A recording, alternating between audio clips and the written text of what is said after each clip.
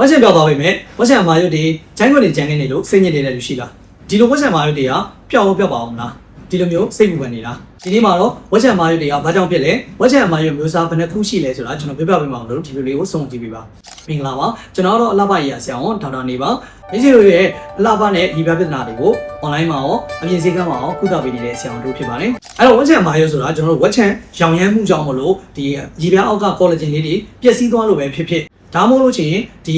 collagen ဓာတ်လေးတွေကပုံမှန်နဲ့ပို့ပြီးတော့ကြွလာလို့ပဲဖြစ်ဖြစ်ဒီလိုဝက်ချန်မာရွတ်ကိုဖြစ်စေနိုင်ပါတယ်ကျွန်တော်တို့ဒီဝက်ချန်မာရွတ်ကိုအဓိကအပြင်ကျွန်တော်တို့နှစ်မျိုးခွဲခြားထားပါတယ်ပထမတစ်ခုကတော့ကျွန်တော်တို့ဒီဂျိုင်းခွက်မာရွတ် atopic scar ပေါ့နော်ဒီကောင်ကသူကအရေပြားတွေကိုခြိုက်ဝင်သွားတဲ့အမာရွတ်ပါဥပမာအဖြစ်ကျွန်တော်တို့ဒီအပေါက်ရလေးဆိုလို့ရှိရင် ibis scar လို့ခေါ်တယ်ဒါမှမဟုတ်လို့ရှိရင်လေးတောင်ပုံစံလေးဆိုရင် house scar လို့ခေါ်တယ်ဒါမှမဟုတ်ရင် line node တနံလေးဆိုရင် brody scar လို့ခေါ်တယ်ဒါကတော့ဂျိုင်းခွက်မာရွတ်တွေပါဒုတိယတစ်ခုကတော့သူကအတဘိုမာရွတ်ပါသူကတော့ hypertrophic scar လို့ခေါ်တယ်သူကကြောင့်ခုန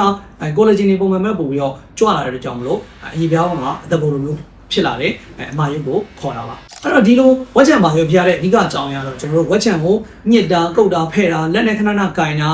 ဒီရောင်ရမ်းနေတဲ့ဝက်ချန်ကိုစောစောစီးစီးကုသတာကြောင့်ဖြစ်ပါတယ်အဲ့တော့ဝက်ချန်ရောင်ရမ်းမှုကပို့ပြီးတော့အချိန်တန်လေးအမာရွတ်ဖြစ်ဖို့အခွင့်အလမ်းပို့ပြီးတော့များလေးတွေပဲဖြစ်ပါတယ်ဒီလိုဝက်ချန်မာရွတ်တွေကသူကဆေးလေးယုံခရင်လေးနေုံနဲ့ skin care လုပ်နေုံနဲ့တက်တာဖို့ခတ်ပါတယ်အရန်နေတဲ့အားမျိုးဆိုလို့ရှိရင်တော့ဒီ skin care လောက်နေတော့နည်းနည်းတက်တာလို့ရှိပေမဲ့တကယ်ကကျတော့ဝက်ချန်မာရွတ်ဆိုတာခင်မိတဲ့ကုလုံးနေနဲ့ကုသရတာဖြစ်ပါတယ်ဒါကြောင့်မလို့အခုခေတ်မှာပို့ပြီးတော့ထိရောက်တဲ့ခင်မိတဲ့ကျွန်တော်တို့ကုလုံးတွေအများကြီးရှိတာမို့လို့တက်တာအောင်ကုသလို့ရနိုင်တာပဲဖြစ်ပါတယ်ဒီလိုအမာရွတ်လေးတွေကိုဘလို့တက်တာအောင်အမြင်ကုလို့ရလဲဆိုတော့ကျွန်တော်နောက်ဗီဒီယိုတွေမှာအသေးစိတ်ပြောပြပေးသွားပါမယ်အနည်းဆုံးပြောမယ်ဆိုလို့ရှိရင်ဒီလိုဝက်ချန်အမာရွတ်တွေကကုသတာနဲ့ဆက်လို့ရှိရင်ကာဝယ်တာကပို့ပြီးတော့ကောင်းပါတယ်ဒါကြောင့်မလို့ရောင်ရမ်းဝက်ချန်တွေဖြစ်တယ်ဆိုလို့ရှိရင်စောစောစီးကုသမှာအချိန်မဆွဲပါနဲ့တကယ်လို့ဝက်ချန်အမာရွတ်ဖြစ်လာခဲ့ဆိုလို့ရှိရင်စိတ်မပြတ်ပါနဲ့ကျွမ်းကျင်တဲ့ဆရာဝန်နဲ့တိုင်ပင်ပြီးတော့ပြန်လည်ပြီးတော့ပြင်လို့ရပါတယ်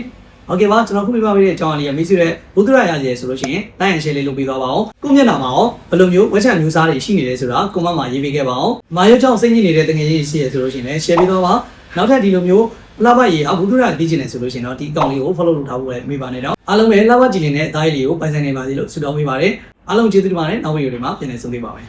Oraderm Clinic